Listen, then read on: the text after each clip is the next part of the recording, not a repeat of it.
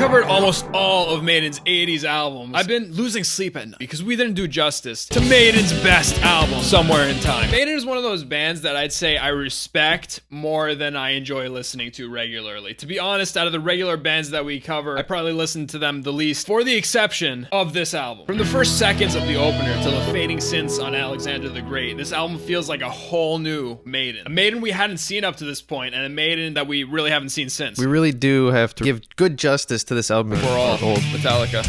Somewhere in Time right here. One of the best covers. Oh, no question. Powerslave's got to be up there, but top 2. But the detail in that one is unmatched. And they have the little Easter eggs of like other albums like Powerslave and all that other stuff. Not butter every time. Easter eggs on the album. This was a real great step forward for them. Tone, the structure, the synth, the songwriting, and storytelling is next level. Sure, you can credit the experiments with the synths or the production, but even Steve and company's writing style feels like a total rebuild to their prior albums. And also, my top 3 Maiden songs are on this album. This one is for all of you who have been here since the original Somewhere in Time video.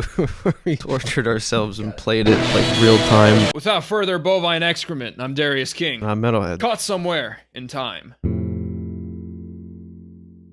Such a big factor in the shift in sound is Maiden's newfound focus on timbre and overall sound instead of just pure musicianship like we're used to. That's never more evident than the first seconds of this opener. The new subtle but buzzy synths and the big reverb on the guitars create this whole new dimension paired with Steve's legendary tone and the classic Dave and Adrian riffing. The opening harmonies are just like smooth butter, especially with the tone. Such a brilliant misdirection, going from the classic Maiden gallop to the eyebrow-singeing main riff. Dave and Adrian deserve the most credit for not headbanging so violently to Steve and Nicko's blistering rhythm that they can't get their parts out. Bruce flexing the dynamics with his almost voice acting like verses that have these bursts of tremolo heaven. He was perfect in his theatrical, booming presence on this song. Also, appreciate Dave and Adrian's creativity switch from the melodic soloing to the heavy, rhythmically driven riffing for the verses. I'm usually not a huge fan of when Bruce activates his Baja riding tremolo mode, but the energy it adds to the already scorching track makes you want to run through a wall. My favorite Maiden solo of all time. Like I said in our original video, it's so much different than the stuff that was coming out of this period of the 80s and so much more dynamic and interesting. Also, props for using the neck pickup, which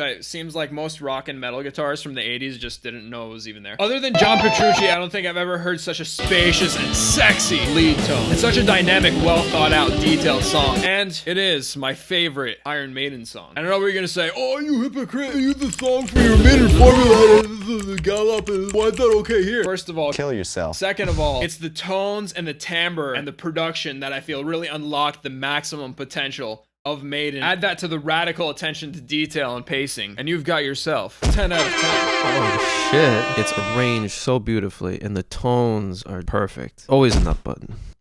No. As my personal intro to Maiden, this one holds a special place in my heart. But also because it's just not something you'd expect to hear from Maiden, which makes sense given it was one of the few songs up to this point where the foundation was not crafted by Steve Harris. For any Maiden fan watching this that has seen them live, and if you're a Maiden fan you haven't seen them live, go quickly, like they're getting old. Wasted Years is the perfect arena song. The most explosive chorus, perfect synth and guitar. It's just like teeth gritting. When they were writing this album, Adrian Smith had a bunch of riffs in mind. And he had the. And he was like, trash. He was like, yeah, trash. Wait a second. Exactly what it was. He played it for Steve. He wasn't impressed with most of the ones he played, and then he played that, and he was like, no, that's a hit. It builds tension and anticipation, almost like an evil version of Welcome to the Jungle. And with the otherworldly tone of this record, it sends you to another planet. Bruce is a lot more dialed back on this one, but even in this more mild tone, he thrives, delivering one of my favorite vocal melodies from him. One of the best 2-song combos to open an album, really, that I can think of right now. As with most radio hits, I'm not as big on this song as I used to be, but it's still in my top 3 and still on my playlist. That was a good transition. Yes, sir. Always has and always will be on the playlist. I hope they had a fire extinguisher on hand for Nicko when they were recording this song. Holy crap, he fucking killed it. This song does an excellent job of showcasing the monster production of this album. Everything is so crystal clear in the mix, and what makes it even more impressive is achieving that with the amount of reverb. Nicko really just explodes on this. Like you were saying, Steve's tone, he's in the mix just so well that you could just hear absolutely everything. Martin Birch knew, genius, R.I.P. It isn't until that beautiful, blissful instrumental second half. Steve's just absolutely insane bass arrangement. Nicko is absolutely Unchained Van Halen. on this song and the whole record. Other than his debut, this is probably my second favorite nicko album, and is my #1 favorite Dave and Adrian album also, by the way. Yes, over Seventh Son. We are 3 songs in, and we're at the second top 10 Maiden guitar solo on this album. The soloing into the clean section invokes a kind of emotion that you really don't typically get from a Maiden album. It was a little hard on this one when we did our original reaction, but this one definitely grew on me, and is now on my playlist. Nice, nice. This one is on the playlist.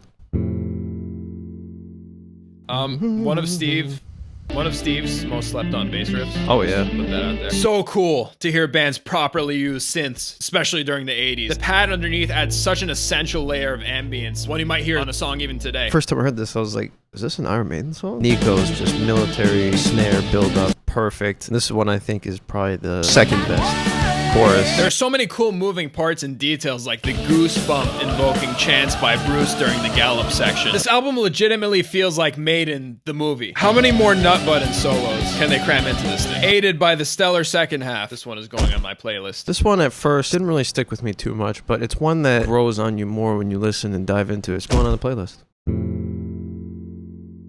This is the closest we've gotten up to this point of the traditional Maiden bash your skull in vibes. Full of your classic Maidenisms like Steve's bass intro, the guitar harmonies, and the galloping with the tempo at 768. And I know this is one that every Maiden fan kind of like unanimously agrees is underrated, which kind of makes it not underrated. But it's probably my least favorite on the album. I would have to agree with you. It's still a great song. The thing that helps pull this song up is the tone and the mixing and also the writing of it. Fits the writing on the wall, Maiden. Yeah. Still some great moments though, like the guitar solo and Bruce raising hell as usual. I wouldn't push you out of the moving car. Seal of approval. This one right here. Not only are we greeted by one of the best riffs in Maiden history, we're also greeted by Steve and nicko, and again, the synth use is spot on, adding in so much to that build-up. That nicko and Adrian riff, whew, that is next level. It's a simple open E intro from Steve and nicko. It sets the tone perfectly. Also, there should have been a riot for not using this song in the scene from Back to the Future where Marty goes back to like the dystopian present. Yeah, like, why Sammy Hagar? The massive tone on the guitar that sounds like you're in a Maiden concert on the moon, paired with Steve and nicko's punch you in the face down-to-earth tone, is in fact nut button. One of my favorite Bruce performances ever, displaying the versatility between the softer tones in the verses and the skyscraping hook. The lyrics are utterly spectacular as well. They're descriptive enough to invoke imagery, but also vague enough to let the listener interpret. They could be talking about a time traveler appearing outside of his time. They could be talking about moving somewhere new. They could be talking about soldiers being deployed into battle, or even just feeling out of place in general. Do I even need to say anything about the solo? No. Very firm slap of the nut button. The arrangements, the mixing, the performance, nut button. Yes, sir. Nut. Deja Vu. Strange Deja Vu? Oh, I wish. Finally, I've been waiting to do this the whole video. Do what?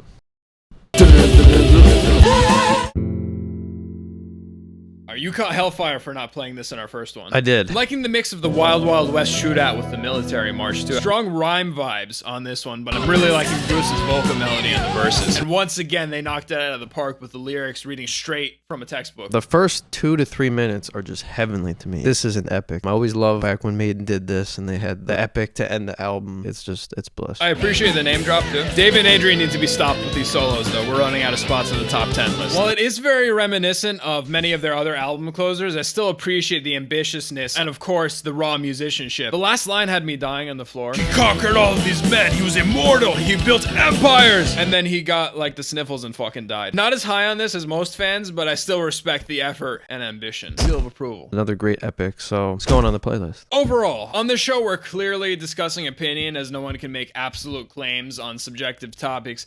But it boggles my mind how this isn't unanimously at least top 3 in their discography. This album is one of their best. For most fans, it's one that grows on them. It's bold, it's adventurous, it's daring, experimental, and not a second or note of this whole album lets you even think about the skip button. Little to no formula sprinkled in there, and the ones that did were still pretty decent. As my favorite production on a Maiden album, my favorite guitar parts, rhythm and lead, this is one of nicko and Bruce's best works. Individually, I'd say Peace of Mind is nicko's best and Number of the Beast is Bruce's best, but the chemistry, don't do it, Rush, has never been more present between the whole band. Sure, they're obviously a legendary band, but the wild experimentation and the fact that every experiment was a smash hit and how they never went back to it after this truly makes this an enigma for me. One thing that will never change is that this is, and always will be, my favorite Maiden record. This is a hard slap of the nut button. Going on the playlist.